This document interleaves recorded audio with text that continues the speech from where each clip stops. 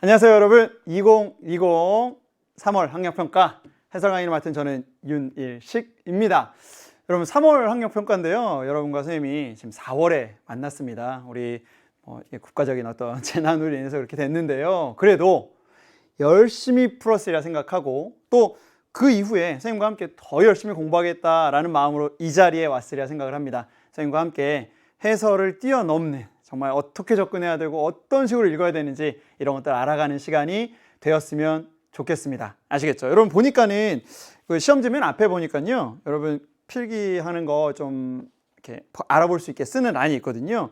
얼음 뚫고 봄의 빗장 열어 마주하는 희망, 그랬습니다. 얼음 뚫고 봄의 빗장 열어서 마주하는 희망, 이 시험을 통해서 만나기를 바라겠습니다. 아시겠죠? 자, 여러분 1부, 2부 우리 최서희 선생님과 열심히 수업했으리라 생각을 합니다. 그럼 이제 3부 시작하죠. 자, 22번부터 시작되는데요, 8페이지가 되겠네요. 그렇죠?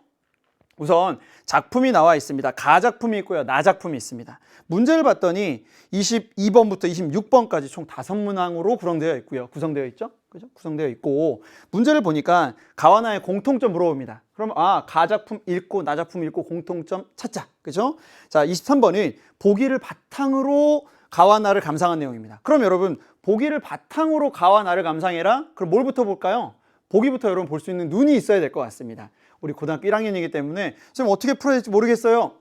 지금 알려줄게요. 그죠? 보기를 바탕으로 가와 나를 감상해봐라. 그러면 보기를 한번 읽어보셔야 됩니다. 읽어보니까 가의 화자는, 나의 글쓴이는 관찰을 통해서 사물의 속성을 파악한다, 이런 부분이 나와요. 그러면 가작품과 나작품은 모르긴 몰라도 사물을 관찰하겠구나, 이 정도는 알겠죠. 아시겠죠?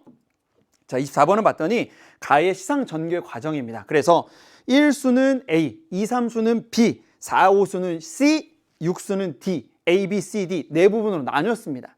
나눴다는 건 묶을 만한 이유가 있었다는 거죠. 그거 확인하면서 갈게요. 25번은 꽃에 대한 심리적 태도를 고려할 때 기역과 니은, 기역은 어디 있어요?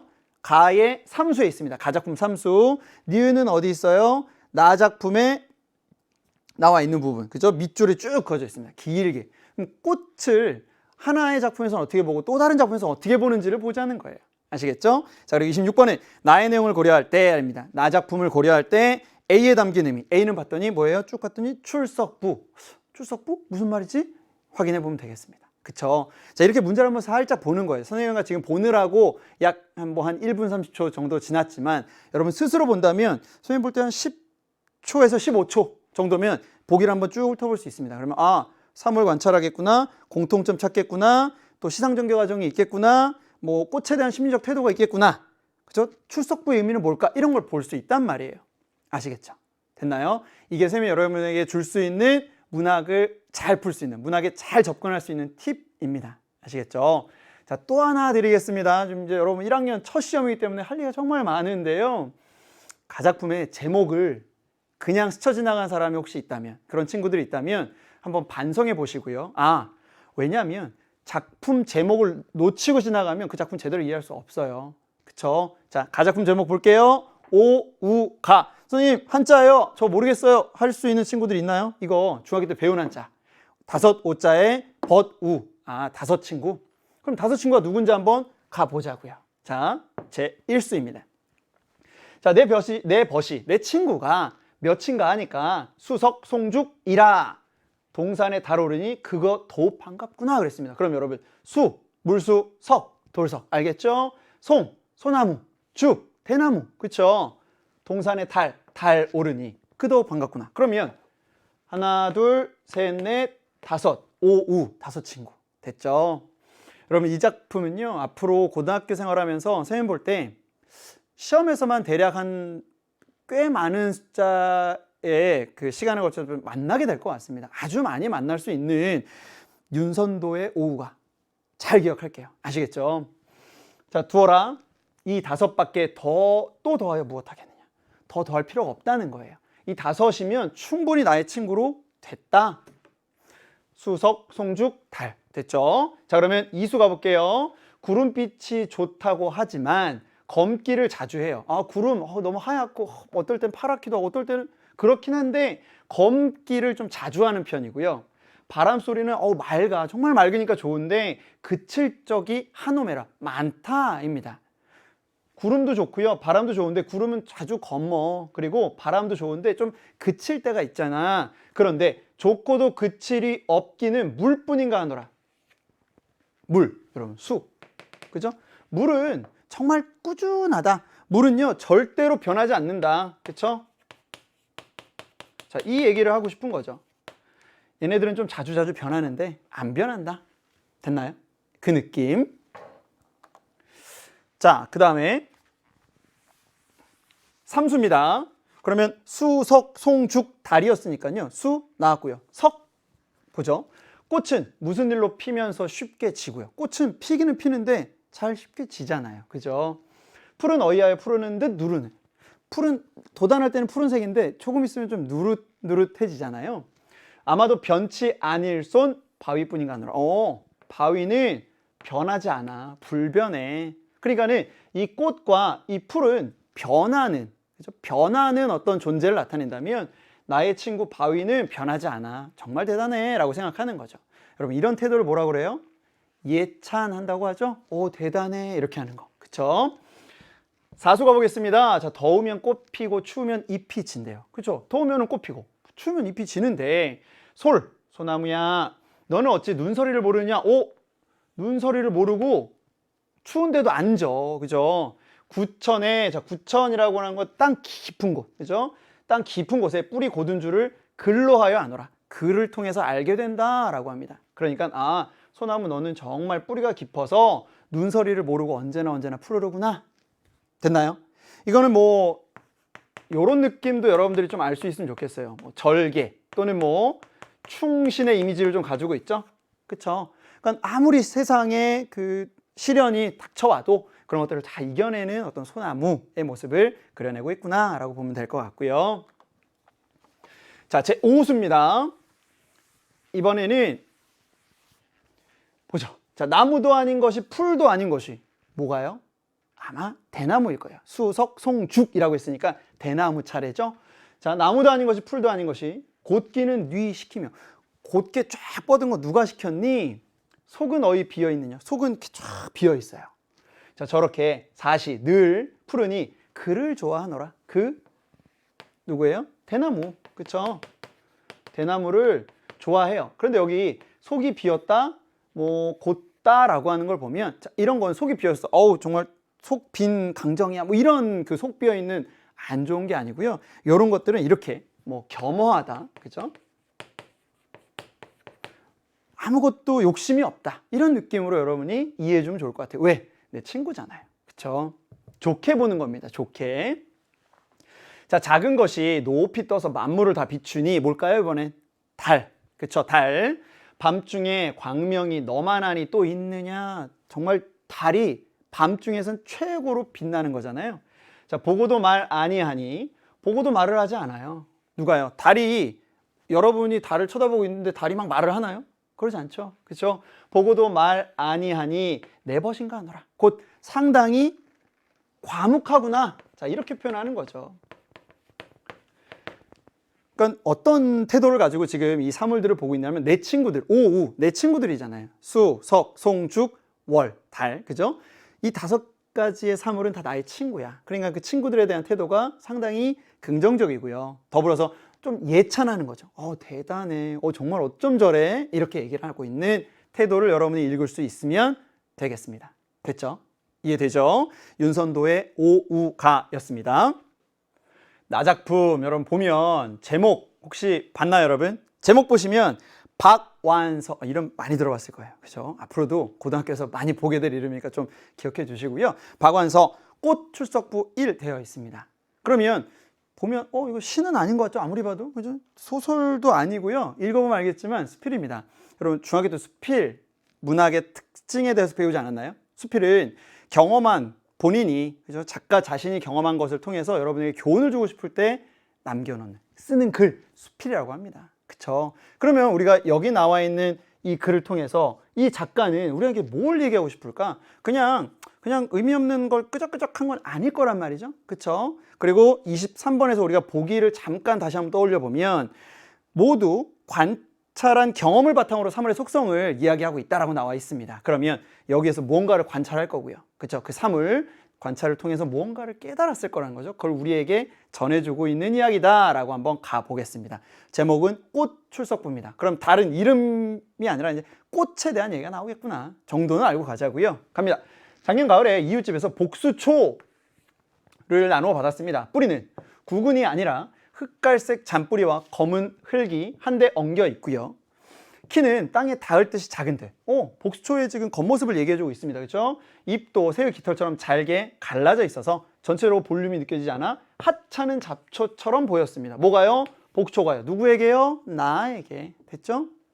자, 그 전에 나는 수필의 나는요 작가 자신. 그쵸? 나는 복초라는 화초를 사진으로 본 적이 있지만 실물을 본 적은 없기 때문에 그게 과연 눈 속에서 핀다는 그 복수초인지 잘 믿기지 않았습니다. 잡초처럼 보였고요. 저게 꽃을 피울 수 있을까? 이렇게 작은데? 생각해서 나누어준 분 앞이라 당장 양지 바른 곳에 심기는 했대요. 해가 잘 드는 곳에. 곧 가을이 깊어지니 워낙 시원치 않아 보이던 이파리들은 자취도 없어지고 정말 작은데 막 이파리들도 없어지고 이러니까 나 역시 그게 있던 자리조차 기억 못하게 되었습니다. 그러면 이게 꽃에서 꽃이 필까? 저 잡초 같았는데? 그런데 꽃 이파리도 없어지고 어디다 심었는지도 모를 정도로 지금 모습이 잘 안 보여요. 그쵸? 아마 3월이 되자마자였을 것이다 라고 하면서 어떤 상황이 벌어지는지 얘기하겠죠? 샛노란 꽃이 두 송이 땅에 닿게 피어 있었습니다. 하도 키가 작아서 하마터면 밟을 뻔했대요. 여러분 안 보니까 밟을 수 있겠죠. 그러나 빛깔은 진한 황금색이어서요. 아직 아무것도 싹 트지 않은 황량한 마당에 몹시 생뚱스러워 보였습니다. 잘 안 어울리는 거죠. 그리고 곧 큰 눈이 왔습니다. 여러분 3월 때도 큰 눈이 올 때가 있죠. 그쵸? 갑자기 한파가 몰아닥칠 때도 있고요. 큰 눈이 왔습니다. 그럼 여러분 여기서 말하는 큰 눈은 뭐가 될까요? 이 꽃의 입장에서 보면 상당히 큰 시련일 거예요. 그쵸? 아무리 눈 속에도 피는 꽃이라 알려져 있어도 그 작은 키로 견디기엔 너무나 많은 눈이 왔나 봐요. 나는 눈으로는 눈의 무게를 이기지 못해 꺾인 듯이 축 처진 소나무 가지를 바라보면서, 그죠? 눈으로는 소나무 가지를 바라보면서 마음으로는 그 샛노란 꽃의 속절없음을 생각하고 있었대요. 저 위를 바라보고 있는데 마음은 저 밑에 있는 꽃에 가 있는 거예요. 벌써 애정이 좀 생긴 것 같죠? 그쵸? 자, 대문 밖의 눈은 쳐주었지만 마당의 눈은 그대로 방치해 두었습니다. 대문 밖의 눈은 막 쓸잖아요, 우리가. 근데 마당에 있는 거니까 그냥 내버려 둔 거죠. 방치해 두었기 때문에 녹아 없어지는데 며칠 걸렸습니다. 놀랍게도 제일 먼저 녹은 데가 복수초, 언저리. 이 복수초가 정말 작은데 그 눈을 뚫고 올라온 거예요. 그쵸? 자, 거기에 이제 니은입니다. 그 작은 풀꽃의 머리칼 같은 뿌리가 땅속 어둠에서 따뜻한 지열을 쫙 길어 올렸기에 그 두터운 눈을 녹이고 더욱 샛노랗게 더욱 싱싱하게 해를 보고 있었습니다. 정말 기특한 마음이 여기 딱 느껴지죠. 그쵸? 온종일 그렇게 피어 있다가 해질 무렵에는 타원형으로 오므라들고 그러다가 아주 시들어버릴 줄 알았는데 다음날 해만 또 뜨면 다시 활짝 피고 생명력이 엄청나나요. 그쵸? 그러나 마냥 그럴 수는 없는 일이옵니다. 왜 그럴까요? 곧 안 깨어나고 져버리는 날이 있겠기에 그게 피어있는 동안만이라도 누군가에게 보여주고 자랑하고 싶어서 나는 집에 손님만 오면 그걸 구경시킨 거예요. 일로 와봐, 일로 와봐. 저기 봐. 저 작은데 여기 핀 거 봐. 얼마나 예뻐. 이렇게 구경시켜 준 거죠. 그러나 내가 기대하는 것만치 신기해 주는 이가 별로 없어요. 작구만. 그냥 노란 꽃이네. 그냥 이러고 마는 거예요. 어떤 친구는 마당에 피는 꽃이 100가지도 넘는다고 해서 부러워했는데 이런 것까지 쳐서 100가지냐고 약간 조금 기막힌 듯이 좀 물어봅니다. 듣고 보니 내가 그런 자랑을 한 적이 있는 것 같았대. 그러나 거짓말을 한 건 아닙니다. 그 친구는 아마 기화요초, 여러분 여기 나와 있죠? 옥같이 고운 풀에 핀 구슬같이 아름다운 꽃, 기화요초. 이런 기화요초가 어우러진 광경을 상상했었나 봐요. 친구들이. 야, 우리 집에는 꽃이 막 100가지나 펴. 이러니까 막 이만한 꽃이 100개나 피는 줄 알았는데 집에 와서 보여준 게 뭐예요? 요만한 거 보여준 거잖아요, 지금. 그쵸? 내가 100가지도 넘는다고 한 것은 복수초 다음으로 피어날 민들레, 제비꽃, 할미꽃까지 다 합친 수요예요. 다 합치면 그만큼 피어, 우리 집에는. 자, 올해는 복수초가 1번이 되었지만 작년까지만 해도 산수유가 1번이었고요. 곧 4월이 되면 목련, 매화, 살구, 자두, 앵두, 조팝나무 등이 다투어 꽃을 피우겠지만 그래도 조금씩 날짜를 달리해서 순서대로 피면서 그 그늘에 제비꽃이나 민들레, 은방울꽃을 거느린대요. 그러니까 이런 꽃들이 다 핀다는 거죠. 100가지 꽃들이. 그쵸? 자, 꽃이 제일 먼저 핀 것은 복수초지만 잎이 제일 먼저 흙을 뚫고 모습을 드러내는 것은 상상초였고요. 이런 것도 있고요. 그 다음엔 또 수선화도 있고요. 수선화는 벚꽃이 필 무렵에나 필 것 같고 상상초는 잎이 시들어 지상에서 사라지고 나서도 한참이나 더 있다가 꽃대를 밀어 올릴 것이고, 그러니까 이미 여러 번 우리 마당에 피는 꽃을 봤기 때문에 아, 얘네들이 이제 어떻게 되겠구나, 얘네들이 어떻게 되겠구나라는 걸 알고 있는 거죠. 그렇죠? 자, 이렇게 그것들을 기다리다가 마중하다 보니 내 머릿속에 출석부가 생기고요. 내 머릿속에 이제 이제 제가 피어나겠구나, 이번엔 제가 피어나겠구나, 이런 거 있잖아요. 그쵸? 출석부란 원래 이름과 함께 번호를 매기게 되어 있는지라 100번이 넘는다는 걸 알게 되었습니다. 내가 알고 있는 거, 쟤 핀 다음에 그 다음 얘가 필 거고 그 다음 얘가 필 거고라는 게 머릿속에 출석부가 쫙 들어온 거예요. 이거는 사실 여러분 애정이 없으면, 관심이 없으면 이렇게 안 되겠죠. 그냥 뭐 폈다 지는구나 생각도 안 하고 보지도 않으면 이런 거 모를 거예요. 근데 머릿속에 출석부가 생길 정도로 관심이 있었구나. 자, 이름을 모르면 100번이라는 숫자도 나오지 않았을 것이고요. 그것들이 순서를 지키지 않고 제멋대로 피고 지면 이름이 궁금하지 않을지도 몰라요. 그런데 순서대로 피고 지고 이런 게 어느 정도 머릿속에 다 그림이 그려지는 거죠. 상황적으로. 내가 출석을 부르지 않아도 그것들은 올 것이다. 그쵸? 그대로 나는 그것들이 올해도 하나도 결석하지 않고 전원 출석하기를 바라기 때문에 그것들이 뿌리로, 씨로 잠든 땅을 함부로 밟지 못하는 상황인 거예요. 정말 애정이 있는 거죠. 내가 여기서 저 꽃이 필 텐데, 여기서 저 꽃이 필 텐데 라는 걸 생각을 하면 거기를 함부로 밟거나 함부로 뭐 파내거나 이럴 수 없구나 라는 얘기를 하고 있네요. 그것들이 왕성하게 자랄 여름에는 그것들이 목마를까 봐 마음 놓고 어디 여행도 못할 것이고요.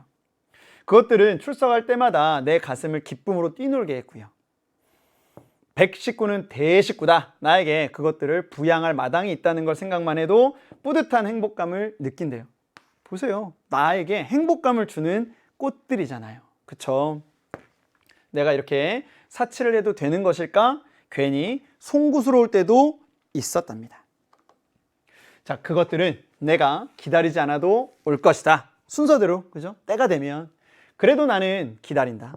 기다리는 기쁨 때문에 기다린다. 그리고 기다려서 피었을 때의 그 행복감 느끼기 위해서도 기다리고 있겠죠. 그쵸? 자, 그래서 박완서라는 분이 쓸 우리 꽃 출석부 1이었습니다. 꽃을 바라보고 있는 이 작가의 마음, 여러분 좀 이해가 되나요?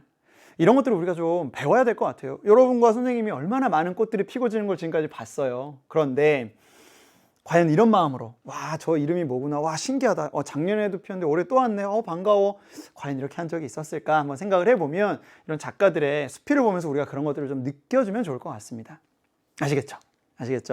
이런 게 이제 문학으로 느끼는 방법인 것 같습니다. 그냥 문제 풀기 위해서 읽었어요. 이거는 너무 메마른 정서인 것 같죠? 그쵸? 자, 그럼 좀 느끼고 이제는 문제로 한번 가서 적용해 볼게요. 자, 가은화의 공통점으로 가장 적절한 것입니다.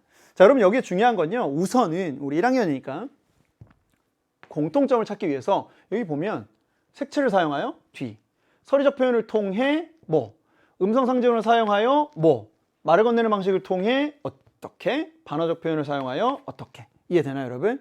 앞쪽에는 표현법이고요. 뒤쪽에는 뭐죠? 그로 인해 얻게 되는 효과예요. 이해되죠? 그러면 우선 색채어를 사용했느냐라는 거, 색깔이 나왔느냐는 거죠. 보세요. 보니까 가에서도 색채어가 보이잖아요. 그죠? 구름빛, 그다음에 꽃은 풀, 그죠? 푸르고 누르고 이런 거 있잖아요. 색채어 사용했습니다. 대상을 감각적으로 묘사하죠. 그쵸? 오케이. 자, 나와 볼게요. 나에서는요, 어떤 색채어가 나오나요? 나에서도. 그러니까 복수초, 꽃들 얘기하면서요, 진한 황금색, 샛노란색 이런 거 얘기한단 말이죠. 대상을 감각적으로 묘사하고 있습니다. 그쵸? 1번? 좋네요. 그치? 여러분의 그 느낌을 선생님이 알아요. 뭐를 아냐면 1번이 답일 때 왠지 모를 두려움, 있습니다. 2, 3, 4, 5 확인해야 됩니다. 자, 설의적 표현을 통해 대상에 대한 그리움을 강조하고 있다라고 했는데, 선생님, 설의적 표현 중학교 때 참 많이 들었는데요. 또 나오네요, 고등학교 때. 네, 3학년 때도 나올 겁니다. 여기서 정확히 짚고 갈게요. 그 물음의 형식을 통해서요, 자신의 의지를 더 정확하게 드러내기 위해서 쓰는 거 이제 설의적 표현이라고 합니다. 자, 소라, 너는 어찌 눈서리를 모르느냐? 뭐 이런 거 있잖아요. 그죠? 그리고 또 뭐, 곡기는 뉘시키며 속은 어이 비었느냐? 뭐 이런 것들. 그쵸? 물음의 양식이지만, 물음의 형식이지만, 거기에 나타나는 건 정말 yes, no의 대답을 원하는 게 아니구나. 그쵸? 자, 설의적 표현을 통해 대상에 대한 그림을 강조하냐? 이쪽이 또 이상하네요. 여기도 지금 이상하고요. 가에는 조금 통하는데 나에는 설의적 표현이 아예 없습니다. 대상에 대한 그리움을 강조하느냐? 지금 뭘 그리워하고 있어요? 아니죠. 가는 예찬하고 있고요. 나는 정말 이 꽃들이 정말 신기하고 정말 아름답고 정말 또 나를 행복하게 해주는구나, 이 얘기를 하는 거지 그리움을 강조한다? 아니었습니다. 그쵸? 음성상징어를 사용하여 상황을 생동감 있게 그린다라고 했는데, 여러분, 음성상징어라는 말도 고등학교 3년 내내 여러분이 보게 될 말이에요. 의성어와 의태어 우리 중학교 때 배웠을 겁니다. 의성어, 의태어, 그렇죠? 자, 의성어, 의태어를 묶어서요, 음성상징어라고 앞으로는 부릅니다. 여기서 좀 기억을 해주시고요. 음성상징어가 가에서 나온 게 있어요? 의성어, 의태어? 보이는 게 없어요. 그렇죠? 나에서는요, 뭐 살짝 보이는 게 뭐 꽃이 피는 장면에서 뭐 축 뭐 이런 것들이 있는데, 축 처진 소나무 가지를 바라보면서 밑에서 한 6번째 줄 왼쪽에 있는데요. 그 정도만 있습니다. 상황을 생동감 있게 그릴 수는 있는데 가에는 없어요. 말을 건네는 방식을 통해 대상과의 유대감을 드러내고 있느냐라고 하면요, 여러분, 가에서는 말을 건네는 것 같아요. 왜? 사수에 보면 소라, 너는 뭐 이렇게 하잖아요. 소나무에게 말을 건네는 것 같잖아요. 그렇죠? 그런데 나 작품에 보면 말을 건네는 방식이 없습니다. 내가 꽃을 보고 느낀 바를 그냥 쭉 쓰고 있는 거죠. 스피. 그죠? 그래서 이것도 아니고요. 자, 5번. 반어적 표현을 사용하여 심리 변화의 양상을 나타내고 있다라고 했는데, 반어적 표현 보인 적이 없어요. 그죠? 여러분, 반대로 말하기 있잖아요. 그죠? 반어적 표현 없고요. 그래서 심리 변화의 양상을 나타내고 있다도 역시 적절하지가 않다. 확인할 수 있을 겁니다. 아시겠죠? 답은 1번으로 확인하고 가겠습니다. 자, 23번인데요. 보기를 바탕으로 우리가 문제를 먼저 읽고 만약에 왔다면 이 보기는 이미 읽었다고 볼 수 있을 거예요. 그러면 문제 풀기가 훨씬 더 간단하겠죠. 자, 우선 가의 화자, 나의 글쓴이 모두 관찰합니다. 뭐를요? 사물의 속성을 인식합니다. 그래서 사물의 속성을 인식하는 것은요, 사물의 모습에서 추상적인 어떤 의미들을 발견해 나가는 걸 얘기해요. 그러니까 겉으로 보이는 그냥 사물 딱 보는 게 아니라 그 사물 안에 있는 어떤 속성, 이런 걸 발견하는 거. 자, 그런데 관찰된 겉모습은 사물의 속성을 인식하는 데 도움이 되기도 하고요, 경우에 따라서는 방해가 되기도 해요. 자, 무슨 말일까? 자, 같이 한번 읽으면서 답을 찾아가 보겠습니다. 적절하지 않은 거고요. 여러분, 이게 3점짜리가 정말 어려워서 3점인 경우도 있고요. 지금처럼 보기가 나와서 여러분에게 조금 더 깊은 생각, 깊은 고민을 하게 만들어서 3점짜리 주는 경우도 있습니다. 아시겠죠? 자, 여기 있는 내용은 이해 안 되는 건 없고 1번부터 보죠. 가의 제4수에서 화자는 눈서리 속에서도 잎이 지지 않는 모습에서, 맞아요, 여기에서 요 얘기했습니다. 실현에 굴하지 않는 굳건함을 소나무의 속성으로 인식하고 있군. 맞습니다. 그렇죠? 눈서리 속에서도 굳건하게 서 있잖아요. 그렇죠? 그럼 이 눈서리를 실현으로 이해하자. 맞는 말. 그렇죠? 가의 제5수에서 화자는 곧고 사계절 그 푸름을 잃지 않는 모습에서, 여기 나와 있잖아요. 5수에. 그죠? 본 모습을 지켜나가는 꿋꿋함을 대나무의 속성으로 인식합니다. 그죠? 꿋꿋하게 지켜나가는 그 모습. 좋아요. 자, 3번. 제6수입니다. 달이겠죠? 6수에서 화자는 달이 높이 떠 있는 것이 좋아요. 보고도 말 아니하는 과묵함이라는 속성을 인식하는 데 방해가 된다고 생각하나요? 아니죠. 여러분, 6수 보면 보고도 말 아니하니 내 벗인가노라. 와, 보고 있는데도 막 엄청 시끄럽게 떠들고 있지 않고 좀 과묵하게 서로 쳐다보고 있는 그 장면. 그쵸? 그러니까 저 달은 내 친구야 라고 얘기하는 거니까, 이 과묵함이라는 속성을 인식하는데 방해가 되는 게 아니라 그 과묵함이라는 속성 그 자체로 달을 인식하고 있다라고 보는 게 맞겠죠. 그쵸? 3번 적절하지 않네요. 적절하지 않다고 딱 판단하고 4번, 5번 안 읽고 넘어가면 안 됩니다. 그죠? 읽어보죠. 자, 나에서 글쓴이는 하찮은 잡초처럼 보이는 겉모습으로 인해 눈 속에 피는 복수초의 강인함이라는 속성을 한동안 인식하지 못했던 거죠. 겉모습이 너무 작기 때문에 과연 저 눈을 뚫고 피어날 수 있을까라는 생각을 할 수밖에 없었던 것 이해할 수 있죠? 4번도 맞고요. 자, 5번. 나의 글쓴이는 작은 키로는 견디기 어려운 두터운 눈을 녹이고 꽃을 피운 모습에서 역경을 이겨내는 생명력을 복수초의 속성으로 인식하고 있습니다. 그렇죠? 이겨내는 속성. 좋습니다. 그래서 답은 3번이 적절하지 않았다. 확인하고 갈게요. 자, 그리고 가작품만 가지고 풀 수 있는 문제입니다. A, B, C, D 묶여 있죠? 자, 그러면 적절하지 않은 걸 한번 살펴보겠습니다. A에서 여기 있어요. 중심 소재를 무생물, 생물, 천상의 자연물로 묶어 제시하고 있습니다. 어떻게 하고 있어요? 수, 석, 그렇죠? 송, 죽, 그리고 월, 달이라고 하죠. 달이라고 쓸게요. 달, 그렇죠? 이렇게 순서대로 나오는 거. 자, B에서는 대조의 방식을 활용하여 중심 소재를 예찬하고 있습니다. 그죠? 대조의 방식을 씁니다. 구름은 어떻고 바람은 어떤데 물은 이렇구나. 그쵸? 이런 거 맞고요. 자, C에서 B와 유사하게 대꾸의 방법을 활용하여 여러분 대꾸라고 하는 건 구절의 대칭이거든요. 그죠? 그러니까 C니까 4, 5수입니다. 4, 5수에 보면 더우면 꽃 피고 추우면 잎지거늘 이런 거 있잖아요. 구절의 대칭. 그쵸? 시적 운율감을 이어갑니다. 그쵸? 맞는 말. 자, 4번입니다. 자, B와 C에서 중심 소재를 향했던 화자의 시선이 D에서는 내면으로 이동합니까? 여러분, D에서는 제 육수는 뭐 얘기하는 거예요? 달. 그쵸? 달 얘기하는 거잖아요. 내면으로 이동하는 게 아니라 역시 달로 가고 있구나. 라고 해서 4번이 적절하지 않네. 확인할 수 있습니다. 여기까지는 여러분 뭐 어렵지 않게 풀고 있으리라 생각하고요. B, C, D의 각 수에서는 A에서 언급한 중심 소재를 순차적으로 배치합니다. A에서 수, 석, 송, 죽, 월. 그죠? 달, 월. 해가지고 순서대로 언급하고 있구나. 맞습니다. 적절하지 않은 거 4번 확인하면 되겠네요. 자, 이번에는 꽃에 대한 심리적 태도인데요. 기억에서 꽃은 무슨 일로 피면서 쉽게 지고 그랬습니다. 그러면 꽃이 원래는 되게 좋은 이미지일 수 있는데요. 여기서만큼은 꽃은 피기는 잘 피는데 쉽게 지는 꽃이다라고 인식하고 있는 거죠. 태도 자체가. 그쵸? 그러니까 화자의 동질감 아닐 거고요. 그죠? 같은 질감으로 느끼는 거 아니고 화자의 안도감도 역시 아닐 겁니다. 화자의 거리감? 무슨 말일까요? 저 꽃은 잘 피긴 하는데 쉽게 져. 그러니까 뭔가 조금 이상해. 이런 거니까 거리감 괜찮을 것 같고요. 자, 기억에는 화자의 비애감. 여러분, 비애라는 게 뭐예요? 슬픔이라는 뜻이거든요. 지금 슬픔이 나타나는 건 아니잖아요. 그렇죠? 자, 기억에는 화자의 자괴감. 여러분, 자괴감은 뭐예요? 찾아보세요. 스스로 알아 무너져 버리는 마음입니다. 스스로 무너져 버리는 마음. 이것도 아니거든요.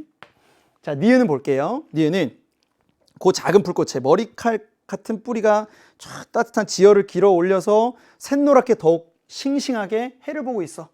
꽃이 정말 예쁘고 아름답고 어떻게 저기서 조그만한 애가 쫙 피었을까? 이질감 아니고요. 불안감 아니고요. 친근감 가능하죠. 그죠? 와, 저렇게 피는구나. 저 눈을 뜨고 피는구나. 애상감, 여러분 애상도요. 찾아보시면 슬프거나 가슴 아픈 감정입니다. 아니에요. 자, 니은에는 글쓴이의 만족감이 담겨있다? 그렇게 뭐 만족한다? 기뻐한다 정도라고 하면 뭐 맞을 수 있겠지만 여기 앞에가 아니니까 답은 3번일 거예요. 그럼 25번은요.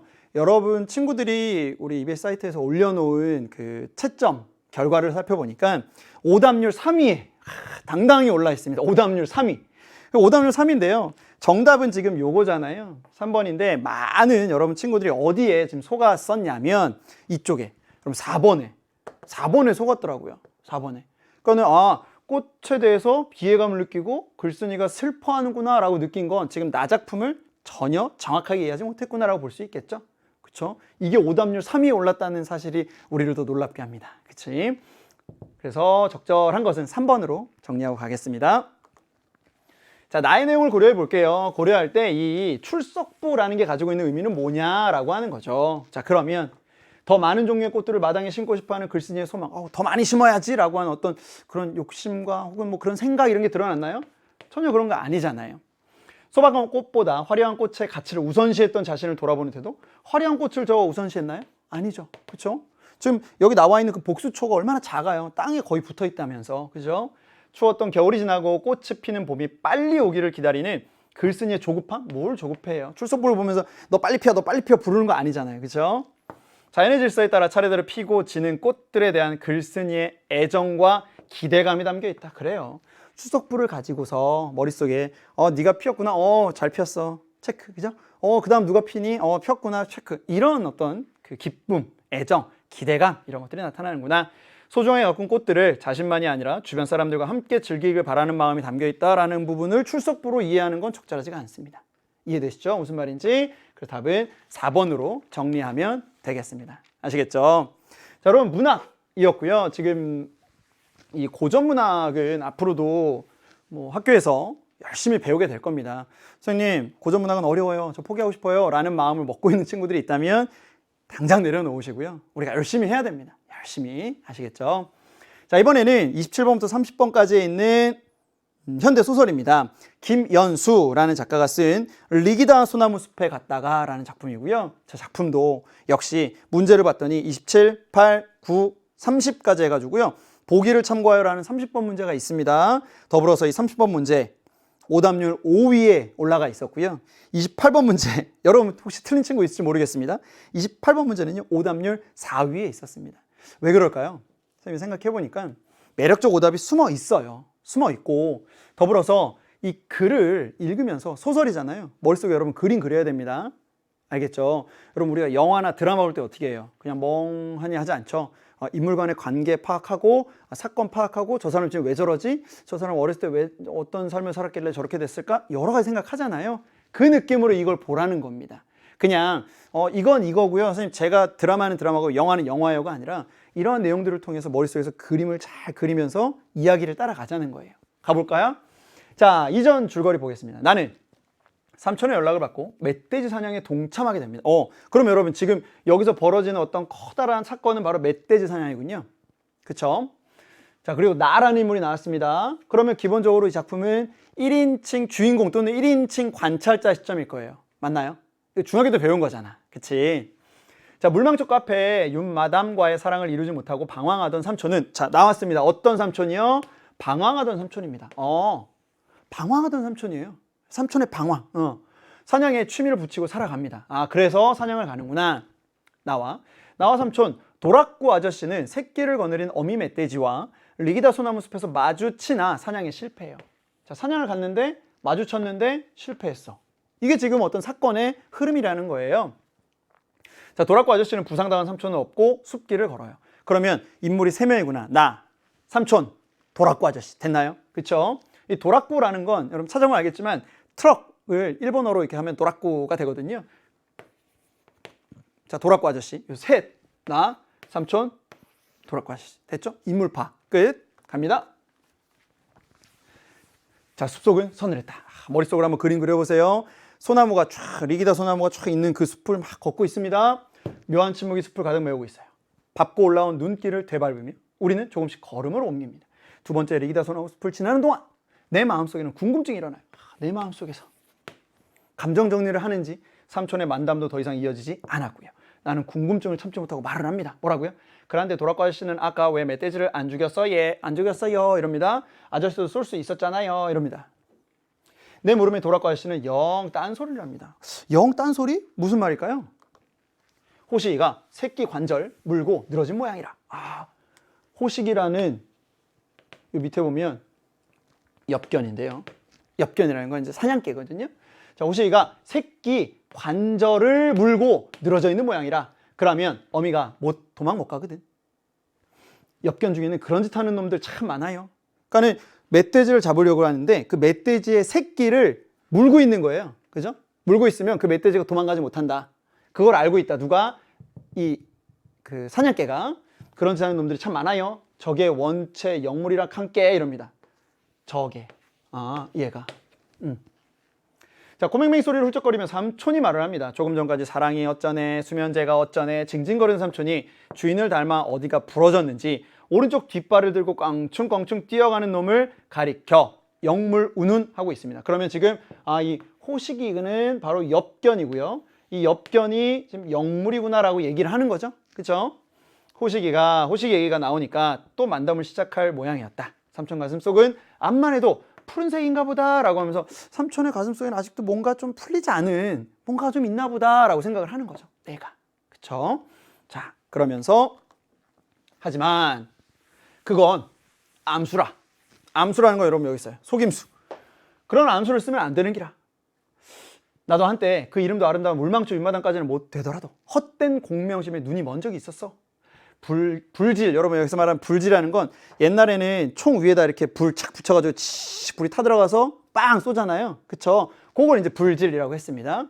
자, 불질 잘한다고 알려지면 여기저기서 해수구제라고 해서 밑에 나와 있죠. 해로운 짐승을 몰아내어 없애는 해수구제 해달라고 부르는 일이 많다 칸게. 그러니까 옛날엔 그랬던 거죠. 우리 동네에 뭐 멧돼지가 너무 많이 와요. 그럼 그 엽사들, 그죠? 사냥꾼들이 가서 이렇게 잡아서 없애주는.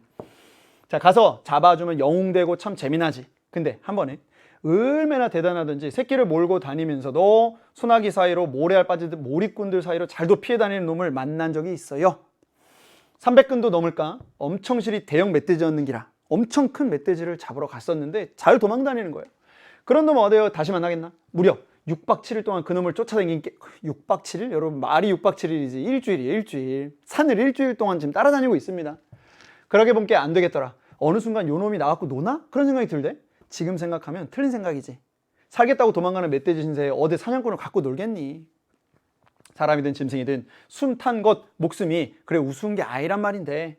자, 그런데 여러분 지금 이거 누가 하는 얘기예요? 누가 하는 얘기? 도라꾸 아저씨가 하는 얘기잖아요. 그렇죠? 그런데 그런 생각이 한 번 드니까 눈에 보이는 게 없는 게라. 이제 아니 이 멧돼지가 나를 갖고 노네 라는 생각을 하니까 눈이 이제 뒤집어진 거죠. 너무 화가 난 거죠. 어쨌든 잡아 죽이겠다는 생각뿐이지. 그래서 다음부터는 어미가 아니라 새끼를 죽였어. 새로운 방법을 썼네요. 그 멧돼지를 죽인 게 아니라 멧돼지의 새끼를 죽였대요. 보이는 족족 쏴 죽였답니다. 그래, 암수지, 곧 속임수였답니다. 한 5마리쯤 죽였을 게라. 새끼 5마리를 죽인 거예요. 그쵸? 그때가 초가을인께 아직도 새끼들 등에 줄이 쫙쫙 그어져 있을 때였어. 한 두어 방 쏘면 새끼들은 꿈틀꿈틀하다 죽어버리고요. 멀리 있어도 호수가 작은, 그러니까 아주 큰 탄이 아니라 호수가 좀 작은 걸 쏘도 괜찮아요.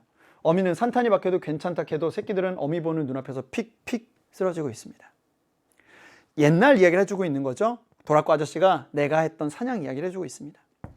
새끼만 노리고 5마리쯤 죽인 뒤에 도라꾸 아저씨는 일행에게 다시 돌아가자고 말합니다. 그때는 이미 능선을 따라 북쪽으로 30km 정도 올라간 뒤였으니까 도라꾸 아저씨는 며칠간 사냥으로 거짓골이 된 채 그냥 돌아갈 수 없다고 불평하는 일행을 이끌고 다시 능선을 따라 돌아오기 시작합니다. 왜 그렇게 했을까요? 사람들이야 몰랐지만 나는 알고 있었어. 나는 알고 있습니다. 도라꾸 아저씨 나는 알고 있어요. 뭐를? 필시 쫓아온다는 거를 말이야. 뭐가 쫓아올까요? 뭐긴 뭐라 어미네 멧돼지지. 왜냐하면 새끼 5마리 빵빵빵빵 해가지고 짊어지고 지금 내려간단 말이죠. 그러니까 어미가 따라올 거라는 걸 도라꾸 아저씨는 알아요. 우리가 새끼들을 들쳐매고 하니까 어미가 계속 그래 일정한 간격을 두고 쫓아왔어요. 죽을 줄 알면서도 계속 그래 쫓아오더라. 그래 한 6시간을 걸어가다가 새끼들 내려놓고 다시 몰이를 시작했고 그래갖고 잡았지. 죽으려고 쫓아온 놈이니까. 그런데 봐라, 잡는 그 순간에 나도 너맨치로 그놈하고 눈이 딱 마주쳤다. 그 눈에 뭐가 보였는가 아내야? 아무것도 안 보이더라. 텅 비었더라. 결국 너는 못 쐈지. 나도 한참을 못 쐈다. 나도 못 쐈다는 거죠. 그 이름난 사냥꾼이 멧돼지를 눈앞에 두고 못 쐈던 거예요. 그래, 벌써 죽은 놈이라 하는 거를 아는 이상은 못 쏘는 기라. 그쵸? 이미 내 그 새끼들이 다 죽었는데 이 멧돼지가 지금 눈이 그냥 텅 비어 있었다고 하잖아요. 쏘면 안 되는 기라. 하지만 일행이 지켜보는 데다가 공명심도 있은께 안 쏠 수가 없었다. 살아생전 총 한 번 제대로 안 쏘고 잡은 멧돼지는 그게 처음이자 마지막이라. 자, 녹아내리는지 멀리 가지에 쌓였던 눈 무지가 쏟아지는 소리가 들리면서 쏟아진 갑자기, 그죠? 그래, 총 쏘기 전에 벌써 죽은 놈이라 가만 나는 도대체 뭘 쏴 죽인 거나 거겠나. 마을에서 영웅 대접받고 집에 돌아와 며칠을 끙끙 앓다가 이제 깨달았어요. 자, 중요한 거예요. 깨달았습니다. 누가? 도라꾸 아저씨가. 잘못했다. 아무래도 총을 쏘면 안 되는 거였다. 누구? 그 멧돼지에게. 이런 생각이 머릿속에서 떠나지 않더라. 그러고 보면 그날 내가 잡은 거는 정녕 멧돼지가 아니었던 거지. 그럼 뭘 잡았을까요? 이래 산에 오면 쓸모 적은 나무 남아 리기다 소나무도 살아가고 청설모도 살아가고 바람도 쉼없이 움직이지만 정작 그 멧돼지는 이미 죽은 거였으니까 말이라. 다 같이 숲속에 살아야 되는데, 그쵸? 그걸 내가 사냥한다고, 그 공명심에 사냥한다고 없앴던 것에 대한 후회하는 거죠. 그러면 아저씨가 그때 쏴 죽인 거는 뭐라요? 그랬더니 우리는 리기다 소나무 숲을 빠져나왔습니다. 이제 우리 삼촌 도라코 아저씨 나 빠져나왔습니다. 이야기하는 중에 빠져나온 거죠. 하얀 빛과 성긴 겨울 햇살이 투명하게 서로 뒤엉켜 있었고요. 도라코 아저씨는 코를 한번 훌쩍이고요. 눈 밟는 소리와 사냥개들이 킁킁거리는 소리만 사이를 두고 들릴 뿐입니다. 지금 여러분 상상해 보세요. 숲을 막 나오고 있고요. 이제 사냥을 마치고 나오고 있는 중입니다. 킁킁 막 사냥개들 막 가고 있고요. 그래, 나는 한 번 죽었다. 도라코 아저씨는 또 딴소리였습니다. 무슨 말일까요? 그때 내가 죽인 건 그 멧돼지가 아니라 나 자신. 그죠? 내 자신을 죽인 거나 마찬가지다. 사냥꾼으로서 나는 이제 그때 죽었다라고 생각을 하는 거죠. 자, 중략 부분 넘어가겠습니다. 저 봐라. 리기다 소나무도 있고 직박구리도 있다. 절에 다 살아가는 기라. 산 것들 절에 살아가게 하는 일이 얼마나 용기 있는 일인가 나는 그때 다 깨달았던 기라. 그럽니다. 그럼 지금 이 작품 속에서 지금 계속해서 좀 사투리, 그죠? 계속 나오고 있습니다. 현장감을 좀 주는 거고요. 그죠? 내가 해수구제 한다고 싸돌아다니면서 또 짐승들 쏴 죽인 것도 용기 있어서가 아니라 나 마누라 애새끼들하고 먹고 살아가려고 그런 거라는 걸 그때 알게 된 거다. 그것도 모르고 나는 영동군 상총면 흥덕리 도락구가 세상에서 제일 용감한 사냥꾼인 줄 알았던 거다. 그냥 다 같이 살아가는 건데 나만 뭐 잘나가지고 그렇게 살아갔던 거라고 생각을 한 거다. 그러고 나니까 어대 약실에 돌멩이 하나도 못 집어넣겠더라. 여러분, 약실이라는 건 이게 총이 나가도록 여기다가 총알을 넣는 그 부분 이제 약실이라고 하거든요. 돌멩이 하나도 못 넣게 됐다는 거예요. 그 유명했던 사냥꾼이. 삼촌을 등에 업은 도라코 아저씨는 지친 기색이 없이 눈 쌓인 산길을 터벅터벅터벅 내려갑니다. 아저씨의 말은 알듯 말듯 했어요. 내가 네 삼촌을 왜 좋아하는 거 아나? 좋은 말 상대니까 그런 거 아니라요. 멧돼지 눈 보고 옛날 애인 생각나서 총 못 쏜다 하는 사람 아니라. 누가요? 삼촌이. 자, 그래, 내가 네 삼촌 좋아하는 거라. 내가 뭔 소리 하는 거 알겠나? 지금 뭔 소리 합니까? 이것도 만담입니까? 내가 진심으로 되물었습니다. 끝이에요. 여러분, 여기서 이제 알 수 있는 거. 그러면 나와 삼촌과 도라코 아저씨의 지금 이야기를 쭉 가고 있고요. 내가 지금 내 얘기하고 있는 거 아니죠. 나의 삶에 대한 얘기가 아니라 내가 관찰하고 있는 삼촌, 내가 관찰하고 있는 도라코 아저씨의 이야기를 듣고 있습니다. 1인칭 관찰자 시점이구나 라는 것까지 알았다면 여러분 정말 중학교 때 공부 정말 열심히 해서 이 시험에 좀 온 게 아닌가라는 생각이 듭니다. 자, 그럼 문제를 한번 가서요. 무엇을 물어보고 있는지 한번 살펴보도록 할게요. 서술상의 특징인데, 여러분 빈번하게 장면을 전환하여 사건을 속도감 있게 전개하고 있어요. 지금 빈번하게 장면이 전환되나요? 없죠. 그렇죠? 그런 부분은 없습니다. 인물의 회상을 통해 과거와 현재를 매개하는 경험을 전달하고 있다. 그렇죠? 과거와 현재를 매개하는 경험, 멧돼지 사냥이잖아요. 그렇죠? 맞네. 3번, 공간의 이동에 따라 인물 간의 갈등이 해소되는 과정을 보여주고 있다. 여러분, 공간의 이동은 있거든요. 리기다 소나무로 숲을 지나와서 이제 빠져나오는 공간의 이동은 있습니다. 그런데 인물 간의 갈등이 해소되는 과정은 없어요. 뭐 삼촌과 내가 싸웠어요? 삼촌과 뭐 도라코 아저씨가 싸웠나요? 아니잖아요. 그렇죠? 요약적 서술과 대화를 교차하여 사건이 반전되는 양상을 부각하고 있다. 그럼 요약적 서술, 뭐 대화 가능해요. 있어요. 그런데 사건이 반전, 사건이 뒤집어지는 양상은 없습니다. 그렇죠?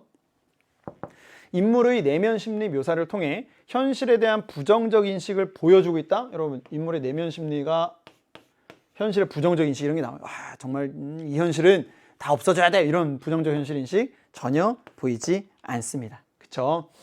자, 그래서 답은 2번으로 가장 적절한 서술상의 특징을 가져가면 될 것 같아요. 됐나요? 이해되죠? 자, 28번 오답률 4위. 여러분 이거 4위, 오답률 4위 보겠습니다. 적절하지 않은 거. 오답률 높은 문제를 틀렸다라고 하는 친구들은요, 너무 실망하지 마세요. 아, 내가 그래도 상당히 많이 접근해 있구나. 요 생각만 살짝만 바꾸면 나도 좋은 점수를 받을 수 있겠구나라는 생각을 해주면 좋을 것 같습니다. 적절하지 않은 것. 1번. 삼촌은 나에게 사랑에 관한 자신의 이야기를 들려주었다라는 부분. 여러분 여기에서 많이 속았더라고요. 왜냐면 여러분 요거 맞아요. 삼촌은 나에게 사랑에 관한 자신의 이야기를 들려주었습니다. 어디에 보면 알 수 있냐면 그 왼쪽에 보면요, 한 위에서 한 10번째 줄 보면 사랑이 어쩌네, 수면제가 어쩌네, 징징거리는 삼촌이 이런 부분이 있거든요. 그러면 사랑에 대한 얘기도 하고요. 수면제에 대한 이야기도 했을 거예요. 그쵸? 그러니까 맞는 말. 2번, 삼촌은 사냥에 동행한 엽견 호식이가 자신을 닮았다는 점에서 영물이라고 부른 거예요. 자신을 닮아서 영물이라고 부른 게 아니라 새끼의 관절을 딱 물고 있는 그 모양, 그게 새끼를 물고 있으면 어미를 잡을 수 있어라는 걸 알고 있으니까 영물이야 라고 얘기한 거예요. 그쵸? 그러니까 요거 좀 적절하지 않고요.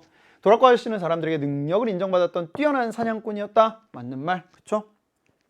도라코 아저씨는 부상당한 삼촌을 등에 업고 리기다 소나무 숲을 빠져나오고 있습니다. 현재 도라코 아저씨는 삼촌이 옛 애인 생각이 나서 멧돼지에게 총을 쏘지 못한 심정을 이해합니다. 그래서 나는 네 삼촌을 좋아한다. 나는 너의 삼촌을 이해해. 나도 그런 적이 있었거든.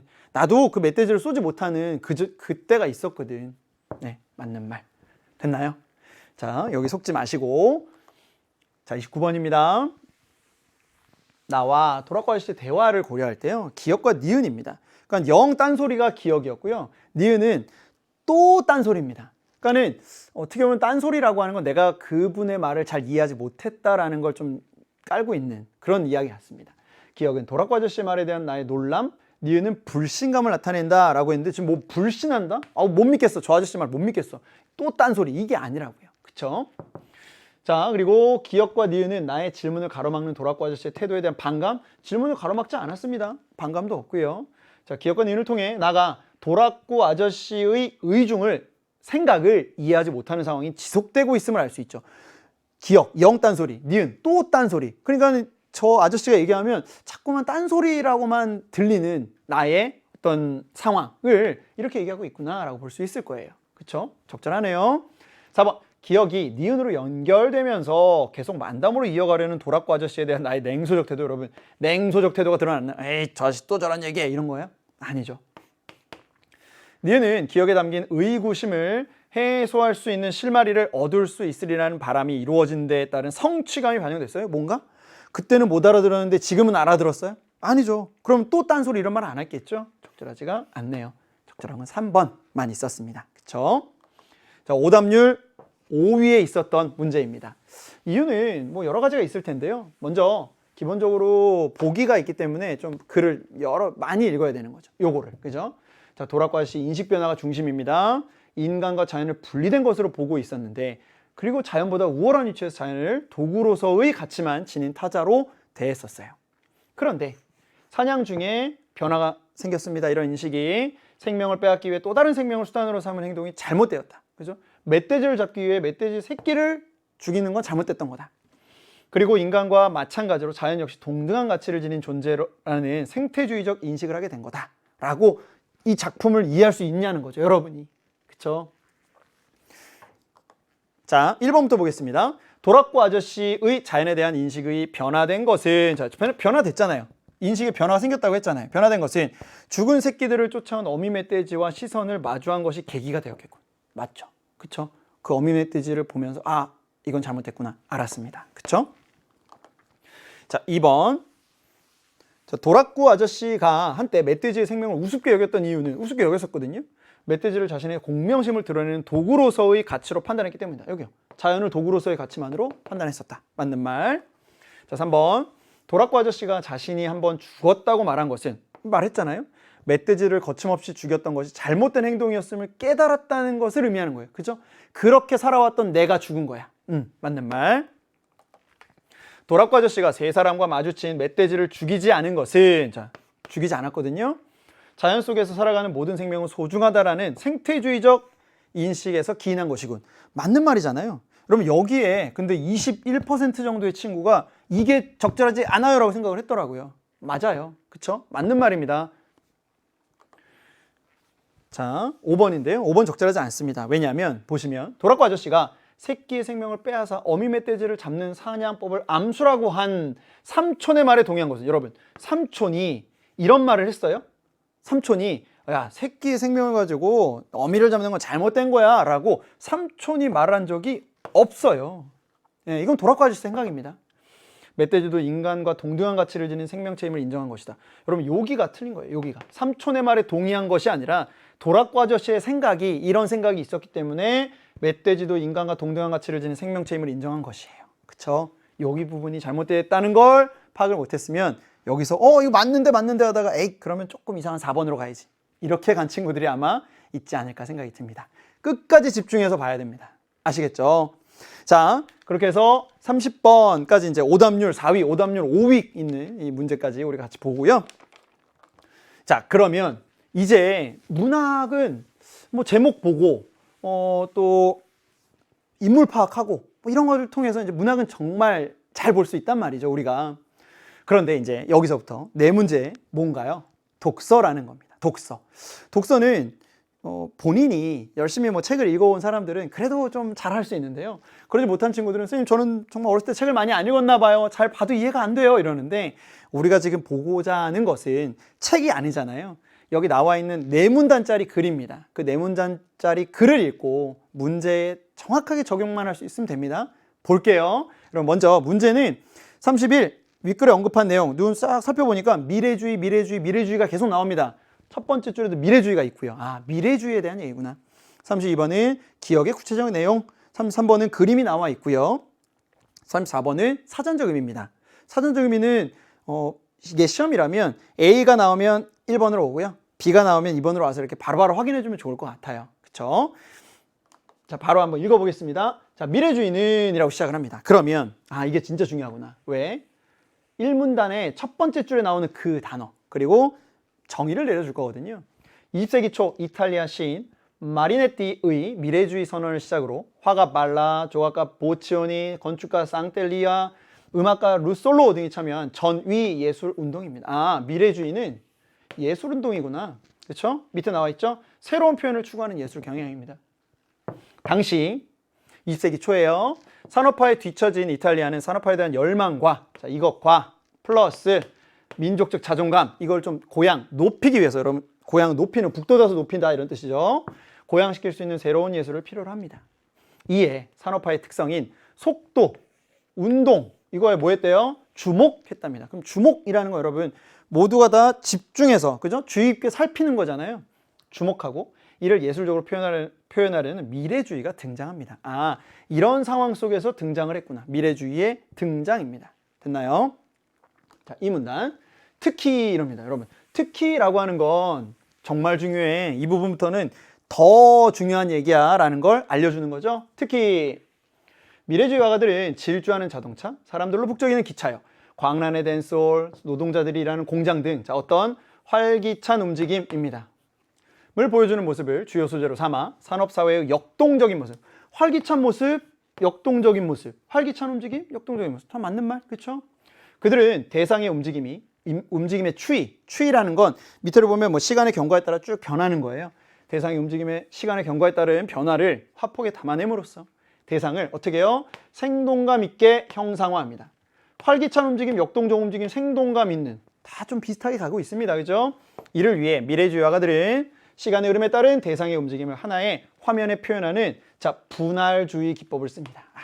시간의 흐름을 한 화면에 다 담는 거예요. 질주하고 있는 말의 다리는 4개가 아니라 20개다. 그렇죠? 서 있는 말의 다리는 4개지만 움직이는 말의 다리는 20개를 그려야 움직임이 표현된다는 거잖아요. 미래주의 선언의 내용은 분할주의 기법을 통해 대상의 역동성, 여기 있잖아요. 생동감, 활기찬, 역동, 계속 반복. 지향하고자 했던 미래주의 화가들의 생각을 잘 드러내고 있습니다. 그렇죠? 활기찬, 역동적, 생동감 이런 것들이 계속 나오고 있다라는 거. 자, 분할주의 기법은 이라고 합니다. 그러면 이제 이 기법에 대한 설명이 나올 거예요. 이 기법은 19세기 사진작가 머레이의 연속사진 촬영 기법의 영향을 받은 걸로 사진작가의 기법의 영향을 받았구나.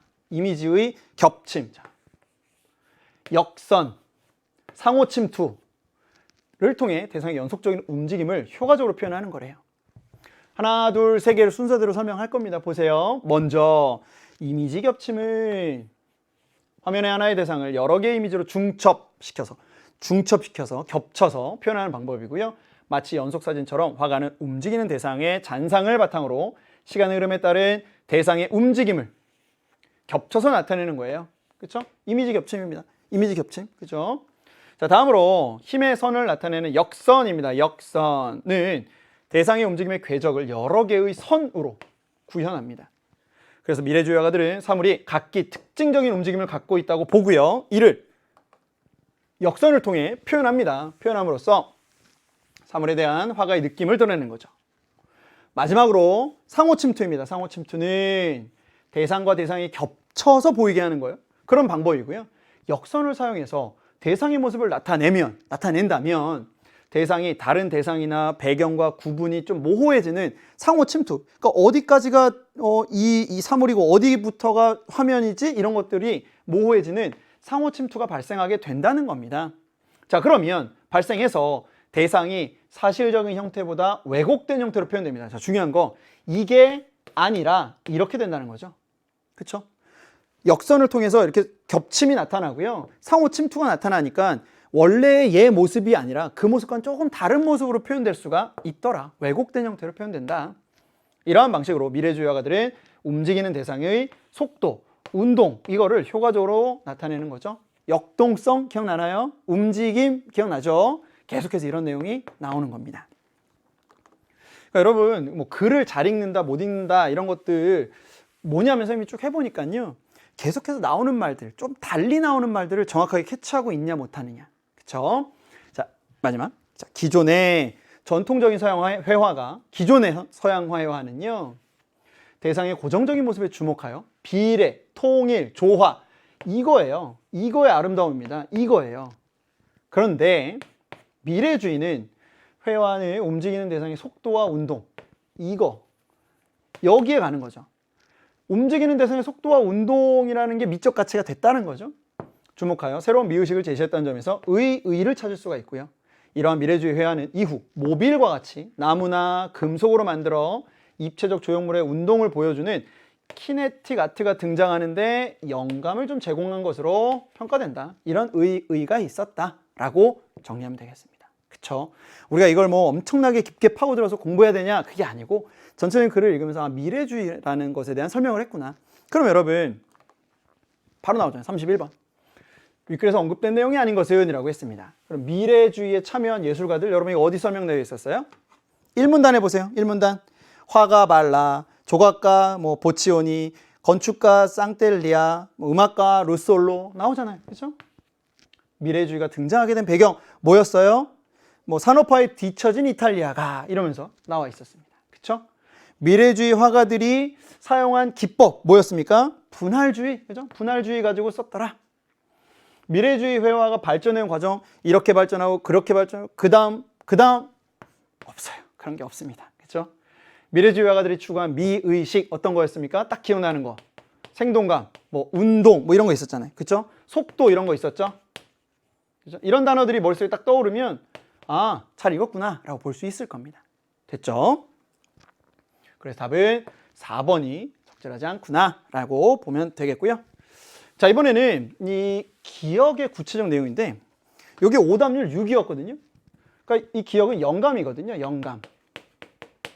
다시 말하면 그 기억 부분을 보면 키네틱 아트가 등장하는데 영감을 제공한 것으로 평가되고 있어요. 자, 그러면 1번 보시면 적절한 것입니다. 전통 회화 양식에서 벗어나 움직이는 대상이 주는 아름다움을 최초로 작품화하려는 생각 이랬거든요. 여기에 많은 학생들이 지금 속았어요. 37%의 학생이 속았는데 자, 영감을 준 거예요. 영감. 그러니까 키네틱 아트라고 하는 다시 말하면 모빌과 같은 그런 움직임을 보여주는 그 키네틱 아트가 등장하도록 영감을 준 거지 여기처럼 움직이는 대상이 주는 아름다움을 최초로 작품화하려는 생각까지 간 건 아니라는 거죠. 그렇죠? 이게 영감을 준 건 아니라는 거죠. 자, 2번 가볼게요. 기존의 방식과 달리 좋아요. 달리 미적 가치를 3차원에서 실제로 움직이는 대상을 통해 구현하려는 생각. 그죠? 이게 이제 키네틱 아트에 영감을 줬구나라고 볼 수 있는 부분이라는 거죠. 그쵸? 이쪽. 예. 움직이는 대상이 주는 아름다움을 최초로 작품하겠다라는 생각까지가 아니라 3차원에서 실제로 움직이는 대상을 통해 구현하려는 생각, 미적 가치를. 그죠? 여기 이 속도와 운동이라고 하는 그 미적 가치를 실제로 움직이는 대상을 통해서 한번 구현할 수 있을까? 이런 생각까지 간 거지. 움직이는 대상이 주는 아름다움을 최초로 작품화하는 생각까지 갔다라고 보는 건 여기서 설명되어 있지 않습니다. 자, 3번 사진의 촬영 기법을 회화에 접목시켜 비례와 조화에서 오는 비례와 조화 이런 거는 미래주의와 관계없죠. 그렇죠? 이거는 전통 회화에서 나오는 거였습니다. 산업사회의 역동적인 모습에서 벗어나 인류가 추구해야 할 미래상의 화폭을 담아낸다? 아니죠. 역동적인 모습을 담고 있어요. 그죠? 여기서 벗어나 아닙니다. 예술적 대상의 범위를 구체적인 대상에서 추상적인 대상으로 확대하여 작품을 창작하려는 생각이라고 그랬는데 지금 예술적 대상에 대한 얘기를 뭐 하고 있던 부분도 적절하지가 않겠죠. 그쵸? 답은 2번이었고요. 여러분 친구들이 많이 헷갈려 했던 거 바로 1번이었다라는 거 좀 기억해 주세요. 아시겠죠? 움직이는 대상이 아름다움을 최초로 작품하려는 생각. 이 부분은 위에서 설명한 부분도 없고요. 미래주의가 지금 이렇게 나아가고 있었다라는 것도 얘기한 적이 없었습니다. 그쵸? 자, 그리고 그림이 나왔습니다. 이 그림. 이 그림이 그냥 미래주의라는 말을 보는 것보다 훨씬 더 정확하게 미래주의를 보여주는 것 같습니다. 보면 적절하지 않은 건데요. 말라의 강아지의 다이나미즘은 여인이 강아지를 데리고 산책하는 모습입니다. 그러면 이걸 딱 보면 이건 강아지구나. 그 위쪽은 보면 여인이구나. 보자는 거죠. 미래주의의 대표적인 작품입니다. 자, 1번 볼게요. 자, 움직이는 강아지의 모습을 여기 있어요.